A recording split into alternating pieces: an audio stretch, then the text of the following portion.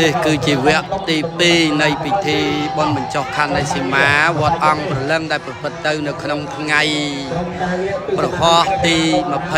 26ដដែលគឺពិធីដង្ហែដុំសីមាជុំវិញព្រះវិហារទាំង9ទិសជួបជុំគ្នាដើម្បីដង្ហែដុំសីមាទៅតាំងជានិមិត្តសីមាជារូបឧបោសថកម្មសម្រាប់កិច្ចឬក៏កម្មផ្សេងក្នុងពុទ្ធសាសនាចឹងសូមពុទ្ធបរិស័ទដែលមានបំណងចូលរួមក្នុងពិធីបុណ្យបញ្ចុះខណ្ឌនៃសីមាវត្តព្រៃជុំឃុំយុទ្ធសាមគ្គីស្រុកសាមគ្គីមនីជ័យខេត្តកំពង់ស្ពឺអាចចូលរួមបានព្រោះប្រព្រឹត្តទៅនៅថ្ងៃទី26 27និង28ទី1កាត់រិសមាបញ្ចប់ចឹងបញ្ជាក់សារឡើងវិញថាថ្ងៃនេះម៉ោងនេះពេលនេះហែទឹកសីមាថ្ងៃនេះហ្នឹងហើយបានកាន់ទឹកជាមួយពុទ្ធបរិស័ទយាយតាពុទ្ធស្មាវត្តអង្គបលឹងទឹកកដរហ្នឹងគឺដូរគ្រីសែងកចឹងសំបុនកសលឲ្យកើតមាននៅក្នុងថ្ងៃនេះមានពិធីដាក់អណ្ដើសីមាទឹកទាំង8ទាំង9ទាំងអន្តកលលើព្រះវិហារសូមជូនបុណ្យជូនកសលដល់អស់ញាតិញោមទាំងអស់គ្នាដែលគាត់បានផ្ញើបច្ច័យចូលរួមដែលគាត់មិនបានជើញមកទេអញ្ចឹងក៏សូមមគ្គផលបុណ្យកសលទុសបរមីថរិសាទឹកទាំង8ទុសបរមីថរិសាវត្តព្រៃជុំទុសបរមីថរិសានៅក្នុងទឹក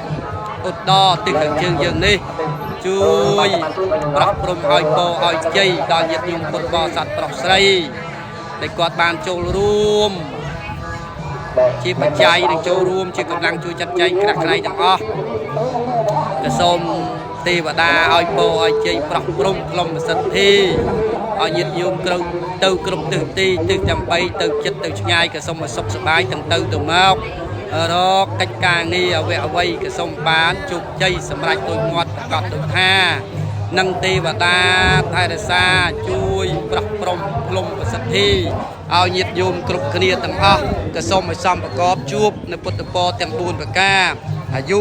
វណ្ណៈសុខៈពលៈនិងបដិភិនៈកំបីគ្លៀងគ្លាឡើយនេះគឺជាសកម្មភាពដាក់ដៅសីមាសូមយាយតាពុទ្ធបរិស័ទទាំងអស់ចូលរួមទទួលមគ្គផលបុណ្យកុសលបានគ្រប់គ្នាសូមអនុមោទនា